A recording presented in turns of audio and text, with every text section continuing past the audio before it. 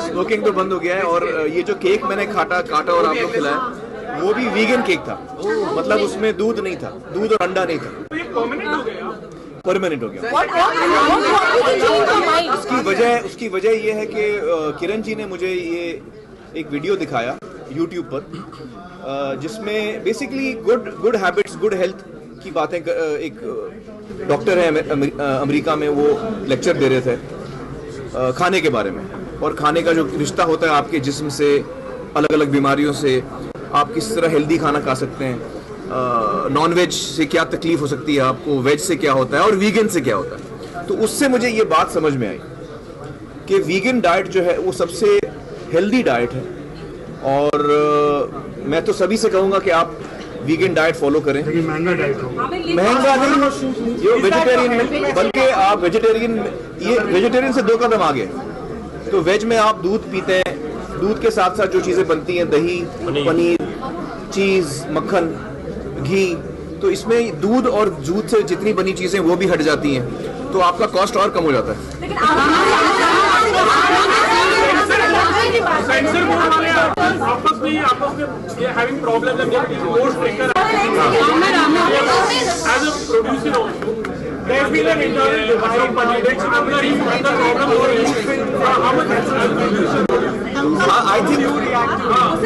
I think censorship जो है ये बहुत इंपॉर्टेंट इशू है। एक तो क्या हमारा जो हम उसको बोलते हैं सेंसर बोर्ड, वो नाम ही गलत है। हम लोग बड़ा लूजली इस टर्म को यूज करते हैं। वो सेंसर बोर्ड है ही नहीं, वो दरअसल है एक बोर्ड जो सर्टिफाई करता है, सेंसर नहीं करता, वो सर्टिफाई करता है। इसलिए उसके नाम में सर्टिफिकेशन है, central board of film certification, not central board of film censorship, central board of film certification, ये उसका नाम है। तो वो जो बॉडी है वो सर्टिफाई करने का काम करती है। उसका काम नहीं कि वो सेंसर करे, उसका काम है कि वो सर्टिफाई करे। तो वो एक आई थिंक ये हमेशा हर जमाने में, हर जनरेशन में ये मुद्दा उठता है, और इसमें यकीनन एक डेमोक्रेसी में ये मुद्दा उठना भी चाहिए, और हमें इस चीज को वाइब्रेंटली डिस्कस करना चाहिए। जो फ्रीडम ऑफ एक्सप्रेशन है हम सबका, आपका, मेरा, हम सबका, उसे हमें प्रोटेक्ट करना चाहिए। ये बहुत ही फंडामेंटल एक राइट है जो हमें प्रोटेक्ट करना चाहिए। हर हिंदुस्तानी को इसकी वैल्यू समझ में आनी चाहिए, और हमें इसको प्रोटेक्ट करना चाहिए।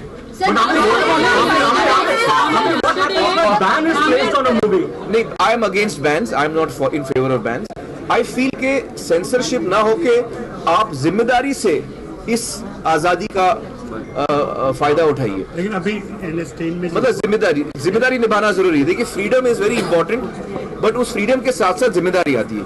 मैं फ्री हूं इसका मतलब मैं आपका मर्डर कर लूं, ऐसा भी नहीं है। तो फ्रीडम इंपॉर्टेंट है, उसके साथ साथ आपको जिम्मेदारी से उस आजादी का इस्तेमाल आपको जिम्मेदारी से करना चाहिए। और सेंसरशिप की जरूरत ही ना हो, स्टेट को सेंसरशिप डालने की जरूरत ही ना हो, ऐसी सिचुएशन होनी चाहिए।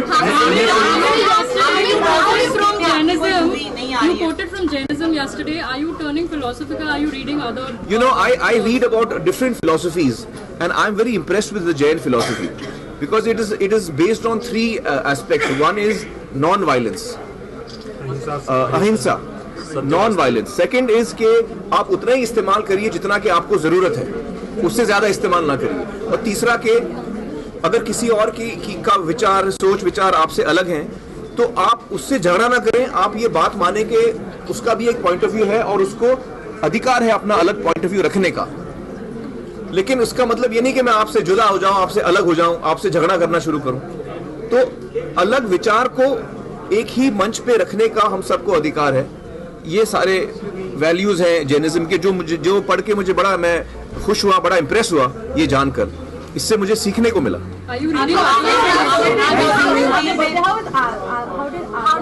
आजाद को सिर्फ एक ही इंटरेस्ट है, मैं केक कब काट रहा हूँ।